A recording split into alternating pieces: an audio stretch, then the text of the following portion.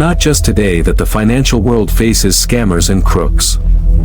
From the Italian-American Charles Ponzi, who swindled thousands of people with a financial pyramid in 1920, to Bernie Madoff, who went from the highest circles of Wall Street to a sentence of 150 years in prison for a scam that amounted to $65 billion. But among the many figures who have been at the center of the world's financial scandals, one in particular stands out for his extravagance. We're talking about Joe Low. Accused of running a scam worth at least $4.5 billion, Joe Low is one of the most wanted men on the planet. The Malaysian businessman was a legitimate international playboy and used his ill-gotten gains to finance a lavish lifestyle, involving luxury real estate, private planes, a yacht worth $250 million and parties with celebrities such as Leonardo DiCaprio and Paris Hilton. Today, we're going to unravel the story of the man who swindled Malaysia's sovereign state investment fund for more than a decade and was never found again. And understand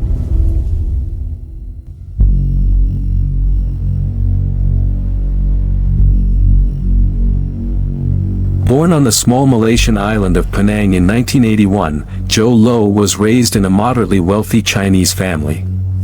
His father established the investment company MWE Holdings, while his grandfather was a prominent businessman from Guangdong, China. As the youngest of three brothers, Joe utilized his family's resources to study at Harrow School in London, known for notable alumni like former British Prime Minister Winston Churchill and the Prime Minister of India. Even though Joe came from a well-off family, he found himself in London, surrounded by classmates from families even wealthier than his own. He quickly started looking for ways to impress them, trying to feel more included in the social circles he was a part of.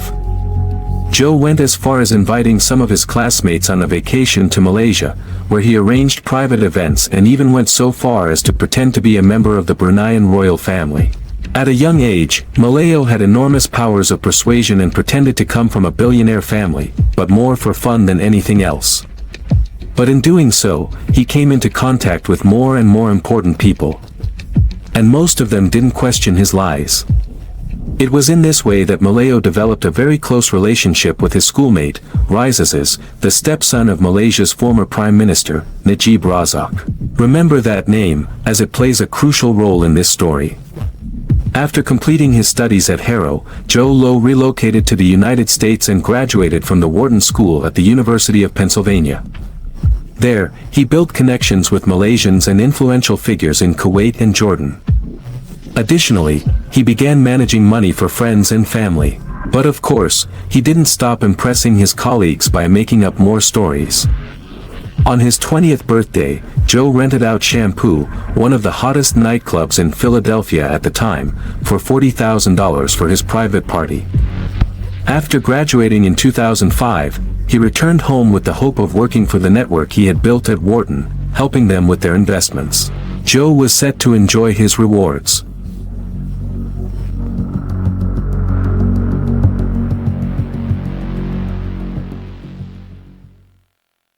Low's first major deal was the purchase, in 2006, of a luxury apartment building in Kuala Lumpur by Kuwait Finance House. According to the New York Times, a year later Low formed an investment group that included a Malaysian prince, a Kuwaiti sheikh and a friend from Abu Dhabi, Mansur bin Zayed Al Nahyan. Today, Al Nahyan is the vice president of the United Arab Emirates. Low managed resources and organized meetings with key business figures. Among them was her schoolmate's stepfather, Najib Razak. The two began to have a closer relationship, and within 3 years, in 2009, Najib Razak became the Prime Minister of Malaysia. At this point, Hazaki was already convinced that Low was a great businessman. But in reality, it was all just interest. Thanks to his proximity to the Middle Eastern world, Joe Low was really interested in something else: the creation of a sovereign wealth fund. For you to understand, a sovereign wealth fund is nothing more than a global investment fund owned by a state entity. Through a sovereign wealth fund, a state can invest its reserves in bonds, shares, real estate, or even in a private equity or hedge fund. But, in theory, the results of this fund serve one purpose: to self-finance other development projects within the country. In general, this model is more widespread among countries that extract raw materials, such as oil, which is why they are most famous among the Persian Gulf countries. The investments help these countries to develop and move into other sectors of their economy in the long term. Low took advantage of a unique opportunity at hand and convinced Razak in 2009 to create Malaysia's Sovereign Wealth Fund, the UNMDB. The fund started with a $1 billion investment. As anticipated, it was overseen by the Malayo executive. However, Joe Low didn't take a role in managing the fund. Officially, he was merely an informal facilitator, tasked with connecting the group. Low's first connection was also the first interested party in UNMDB, the Saudi oil company, Petrosaud.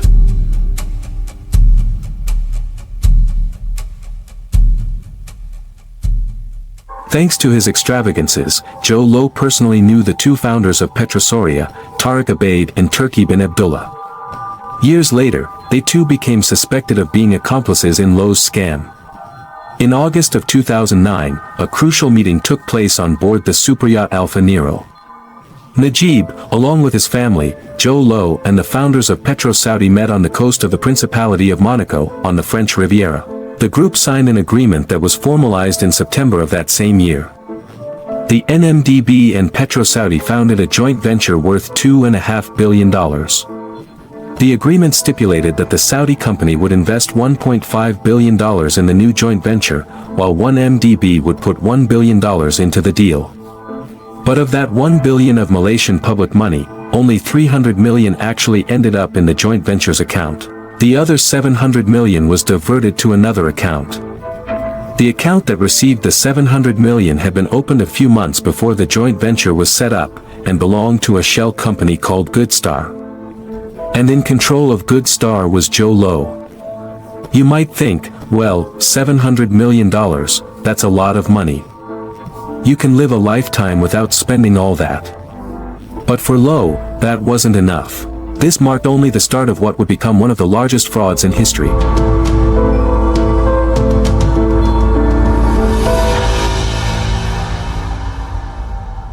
To pull off a scam of this magnitude, John Low obviously needed accomplices.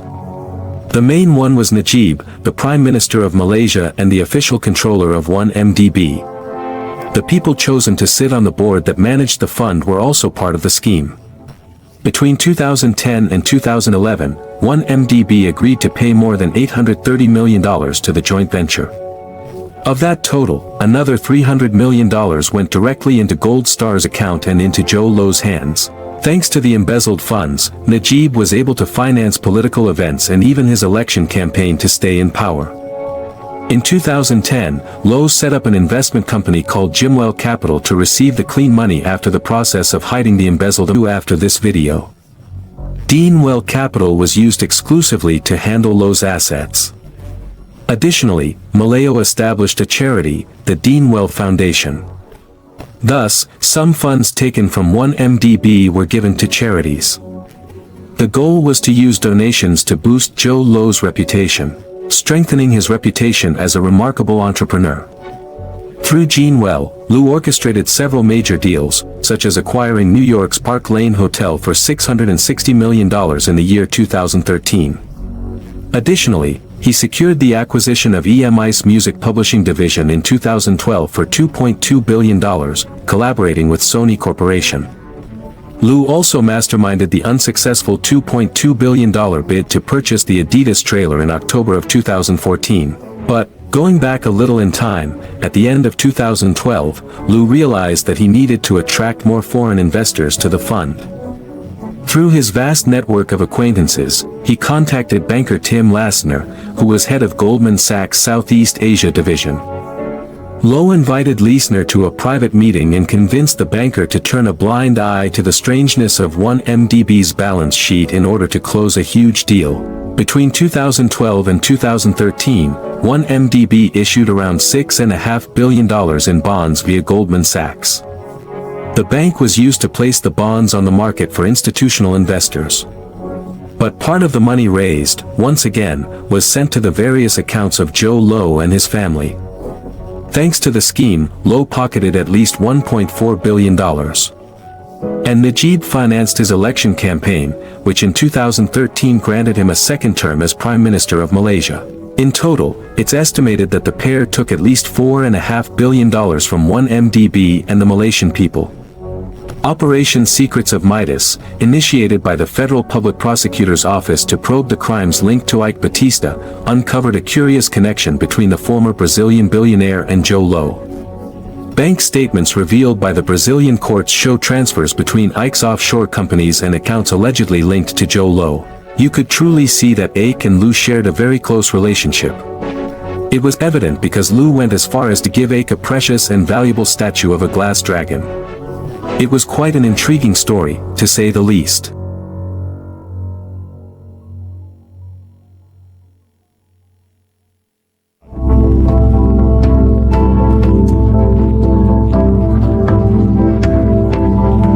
Before becoming an international fugitive, Low led a high-profile social life.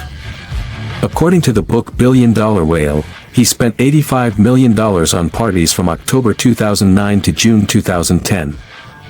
Notable expenses included a $160,000 bill at the Avenue in New York and sending 23 bottles of champagne to Lindsay Lohan's table. Lou was in love with Paris Hilton, and contacted her manager at 2009 to see if he could pay her to attend his parties. According to the book, the socialite told friends that she received $100,000 per event. A year later, he rented a superyacht from Paul Allen and spent millions on champagne. These bottles were later served by Lou and his entourage, which now included Hilton. In 2011, Lou even presented Kim Kardashian with a Ferrari worth thousands of dollars. On her 29th birthday in Las Vegas, Lou gave Hilton $250,000 in gambling chips and presented her with a Cartier watch. At the same party, singer Britney Spears simply popped out of a birthday cake to liven up the ceremony. Subsequently, Low financed $100 million to Red Garnet, the film company that produced The Blonde of Wall Street. In the year 2011, the company made its presence known at the Cannes Film Festival with one of Low's signature parties. Among the celebrities in attendance were Leonardo DiCaprio, Bradley Cooper, and Jamie Foxx. Ken West and Pharrell provided performances for the guests. Jordan Belfort, known as the subject of The Wolf of Wall Street and a well-versed expert in fraud, was also present. At the start of 2014, he started a romantic relationship with Victoria's Secret model Miranda Kerr. In June of 2017, Kerr handed over a substantial $8 million worth of jewelry to the U.S. government during an ongoing investigation related to the scandal involving her ex-boyfriend. In addition to all of this, in order to maintain a good reputation, Lou went ahead and purchased several luxury cars, various works of art, and even the super yacht Equanimity, which came at a staggering cost of approximately $250 million. However, this grand castle of luxury and immense wealth was destined to collapse soon.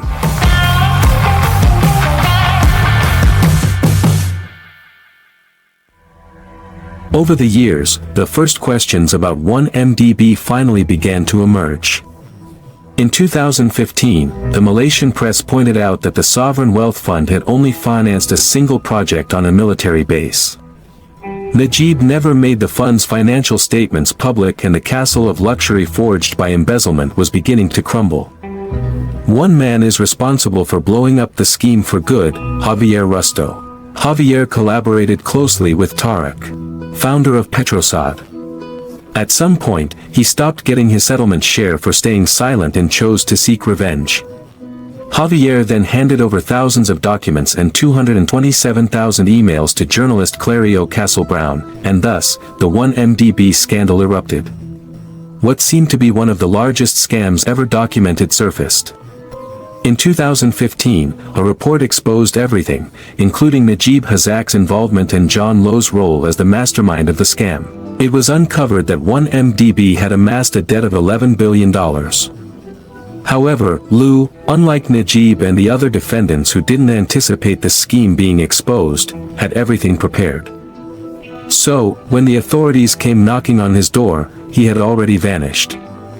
Tim Lesner was acknowledged as the sole individual responsible for Goldman Sachs' involvement in the billion-dollar fraud, and the company committed to returning $3.9 billion to Malaysia. The truth is that so far we don't know the names of all those responsible, although some contributors to the scam have already testified. The investigations into 1MDB are still ongoing, and it may take years to uncover all the culprits. The scandal sparked a series of protests that caused Najib to lose the elections in 2018, and from there his trial began. He was found guilty of corruption, fraud, and damaging the state. He received a 12-year prison sentence. Yet, the mastermind behind it all is still at large. The lingering question is, where is Jho Low? Share your thoughts in the comments on Jho Low's whereabouts.